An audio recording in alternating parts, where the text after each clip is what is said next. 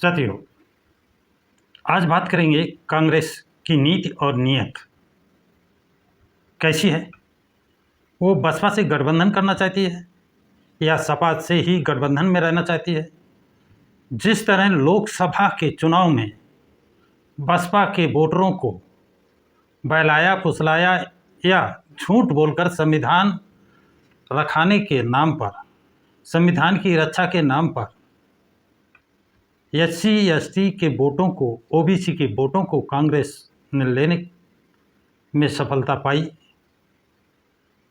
लेकिन क्या आप वास्तव में जो राहुल गांधी ने रायबरेली में भाषण दिया था कि यदि बसपा साथ होती तो बीजेपी की सरकार न बनती,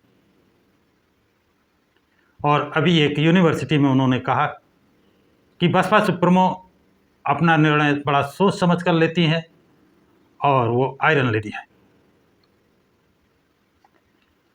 अब साथियों, ये राहुल गांधी के बयान आने के बाद तरह तरह के कयास लगाए जा रहे हैं।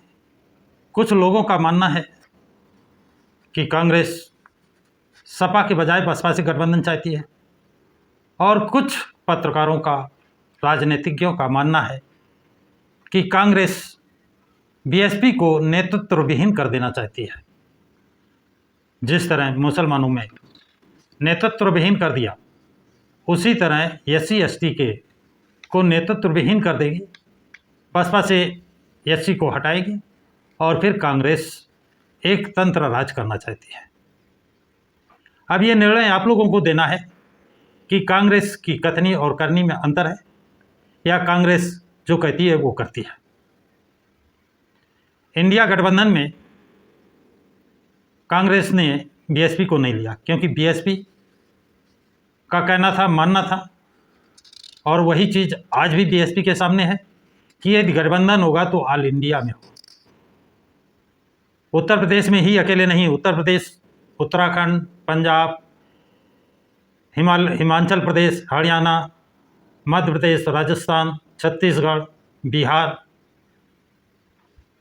और झारखंड, तेलंगाना, महाराष्ट्र, उड़ीसा, जिन प्रदेशों में, कश्मीर, जम्मू कश्मीर, जिन प्रदेशों में बसपा का जनाधार है, सभी प्रदेशों में बसपा का और कांग्रेस का गठबंधन हो तो फिर कोई ताकत कांग्रेस को सरकार में आने से नहीं रोक सकती है। लेकिन कांग्रेस सिर्फ और सिर्फ उत्तर प्रदेश में गठबंधन चाहती है, ऐसा स्रोतों से मालूम हुआ है। और ये चीज़ बसपा सुप्रीमो नहीं चाहती है। उनका कहना है ऑल इंडिया में जहाँ जहाँ हमारे वोटर्स हैं, जहाँ जहाँ मेरे विधायक जीते हैं, MP जीते हैं, वोट हमारा है, उन सभी प्रदेशों में गठबंधन हो। तो साथियों, अब 2022 में समाजवादी पार्टी बड़ी उठान पर थी और ये मीडिया ने बहुत प्रचार किया था कि विधानसभा का चुनाव भारतीय जनता पार्टी और सपा के बीच हो रहा है। और उस समय समाजवादी पार्टी में कोई ना कोई दूसरा दल छोड़ करके समाजवादी पार्टी में शामिल हो रहे थे। उदाहरण के तौर पर कुछ नाम मैं बताना चाहूँगा, जैसे स्वामी प्रसाद मौर्य, ये भारतीय जनता पार्टी में मंत्री थे, वहाँ से छोड़कर समाजवादी पार्टी में शामिल हुए। लालजी वर्मा बसपा छोड़कर समाजवादी पार्टी में शामिल हुए। जयंत चौधरी, इनकी अपनी पार्टी थी, ये अपनी पार्टी के साथ समाजवादी पार्टी में गए। और ओम प्रकाश राजभर, इनकी अपनी पार्टी, ये भी समाजवादी पार्टी में गए। संजय निषाद, इनकी भी अपनी पार्टी है, ये भी समाजवादी पार्टी में गए। केशव देव मौर्य, ये भी समाजवादी पार्टी के साथ गए, इनकी अपना पार्टी है। धर्मपाल सैनी, ये भी समाजवादी पार्टी में गए। दारा सिंह चौहान समाजवादी पार्टी में गए। इमरान मसूद, जो कांग्रेस के मजबूत स्तंभ थे, ये भी समाजवादी पार्टी में गए। पूजा पाल, ये भी भाजपा छोड़ करके, बसपा छोड़ करके सपा में गए थे, पूजा पाल। और पल्लवी पटेल ने भी समाजवादी पार्टी का दामन थामा था। दद्दू प्रसाद पूर्व मंत्री, ये भी समाजवादी पार्टी में गए थे। के गौतम, ये भी समाजवादी पार्टी में गए थे। इसके अलावा और भी बहुत से, जिनके नाम इस समय मैं नहीं बता पा रहा हूँ, वो लोग भी समाजवादी पार्टी में गए थे। लेकिन इन सब के जाने के बाद भी समाजवादी पार्टी का ये था कि आ रहे हैं अखिलेश भैया, और आ गए भारतीय जनता पार्टी के योगी जी। ये आधी सीटों पर भी नहीं पहुंचे। 111 पर सिमट कर रह गई समाजवादी पार्टी। 2022 में मुस्लिम समाज ने 100% वोट समाजवादी पार्टी को दिया था, और कांग्रेस और समाजवादी पार्टी में मुस्लिम वोट की ही लड़ाई है। दोनों अलग अलग लड़ेंगे तो वोट बटेगा, एक साथ लड़ेंगे तो मुस्लिम एक साथ रहेगा, कुछ परसेंटेज हो सकता है बसपा को जाए। ये 22 का तो ये रिकॉर्ड था कि 100% वोट समाजवादी पार्टी को गया। इसके बाद भी समाजवादी पार्टी 111 पर सिमट गए। अब इनसे अलग कौन कौन हो गया? जो इनके साथ धुरंधर लोग गए थे, जैसे स्वामी प्रसाद मौर्य, इनसे अलग हो गए। ये जयंत चौधरी इनसे अलग हो गए। ओपी राजभर इनसे अलग हो गए। संजय निषाद इनसे अलग हो गए। धर्मपाल सैनी इनसे अलग हो गए। दारा सिंह चौहान इनसे अलग हो गए।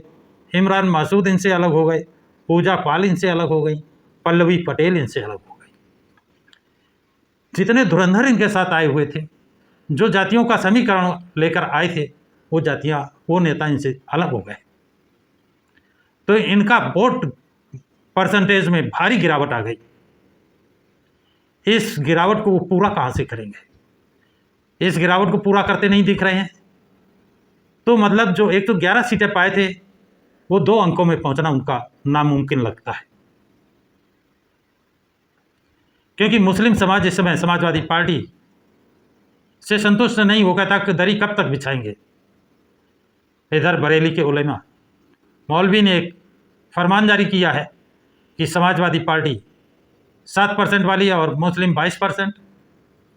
हमने बार बार मुलायम सिंह को, अखिलेश यादव को मुख्यमंत्री बनाया है और MLA MP बनाया है। इस बार अखिलेश यादव घोषणा करें कि मुस्लिम समाज का व्यक्ति मुख्यमंत्री बनाएंगे तो मुसलमान अखिलेश यादव को वोट देगा, अन्यथा अखिलेश यादव को वोट नहीं देगा। ये बहुत बड़ी शर्त है, बहुत बड़ी कंडीशन है। इस पर अखिलेश यादव मौन धारण किए हुए हैं। अभी तक उन्होंने ऐसी कोई घोषणा नहीं की है कि यदि समाजवादी पार्टी जीतेगी तो मुस्लिम कैंडिडेट को मुख्यमंत्री बनाया जाएगा। अब साथियों, यहीं पेच फंस जाता है। OBC SC के जो नेता इनके साथ 2022 में साथ में गए थे, वो 2027 से पहले ही इनसे अलग हो चुके हैं। मुस्लिम वोट जो 100% इनको 2022 में मिला था, अब इनको 5% भी मिलने की उम्मीद नहीं दिख रही है, क्योंकि अब तक इन्होंने ये घोषणा नहीं की है कि हमारी पार्टी चुनाव जीतती है तो मुख्यमंत्री मुसलमान को बनाया जाएगा। उन्होंने नाम से नहीं मांगा है कि इसी को मुख्यमंत्री बनाया जाए। शहाबुद्दीन रिजवी जो बरेली के हैं, इन्होंने मांग की है कि समाजवादी पार्टी मुसलमानों की ताकत पर शासन करती है। जो सीटें मिलती हैं मुसलमानों की वोट पर, इस बार उनको ये घोषणा करनी पड़ेगी कि मुस्लिम को मुख्यमंत्री बनाएं, तभी मुसलमान इनको वोट देगा, अन्यथा इनको वोट नहीं करेगा। ये कंडीशन, और अखिलेश यादव साइलेंट है, चुप है, मौन है, कोई जवाब नहीं दिया है। और जवाब न देने का मतलब है मुस्लिम समाज इनसे कट रहा है, और यदि मुस्लिम समाज इनसे कट गया तो समाजवादी पार्टी को 2 अंकों में पहुंचना नामुमकिन लगता है, ऐसा राजनीतिज्ञों का मानना है। अब कांग्रेस ने उत्तर प्रदेश में जो कांग्रेस का अध्यक्ष था, उस अध्यक्ष को बदल दिया। उसका नाम था अविनाश पांडे, प्रदेश प्रभारी उत्तर प्रदेश। उनकी जगह उन्होंने किसको बनाया है? राजेंद्र पाल गौतम।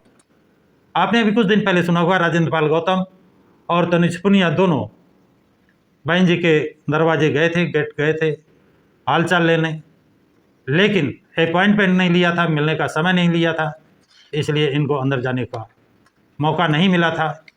कुछ लोग ये भी कहते हैं कि कांग्रेस की चलती कांग्रेस ये दिखाना चाहती थी कि देखिए हमारे आदमी गए थे और उन्होंने दरवाज़ा नहीं खोला। ये अपने आप उनकी बात झूठ साबित होती है। किसी बड़े नेता के पास जाने के पहले मिलने का समय लेना होता है, वो इन्होंने नहीं लिया था।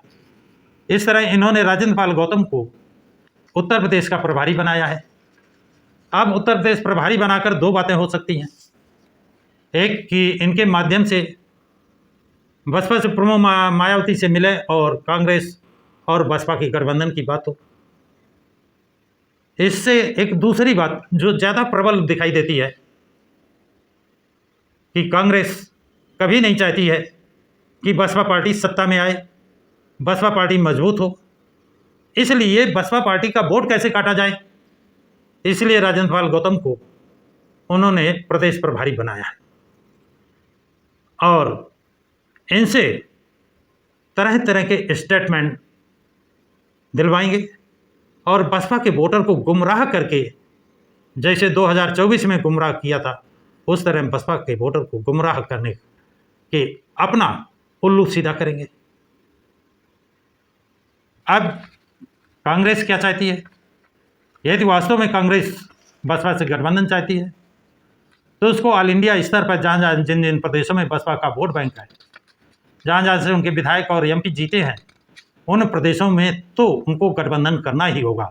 और यदि सिर्फ उत्तर प्रदेश में गठबंधन करने की बात करते हैं तो ये गठबंधन नामुमकिन होगा, ऐसा राजनीतिज्ञों का मानना है, पत्रकारों का मानना है और जो इसके डॉक्टर हैं उन लोगों का मानना है।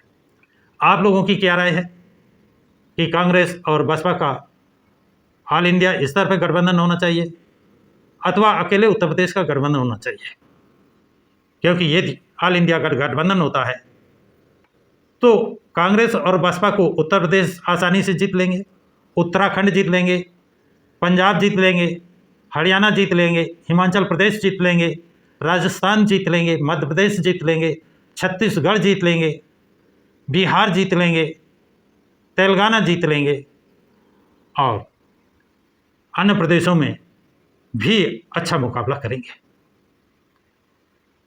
तो आप लोगों की क्या राय है? कांग्रेस और बसपा को ऑल इंडिया स्तर पर गठबंधन करना चाहिए कि नहीं करना चाहिए? अपना व्यू, अपने विचार कमेंट बॉक्स में ज़रूर लिखें।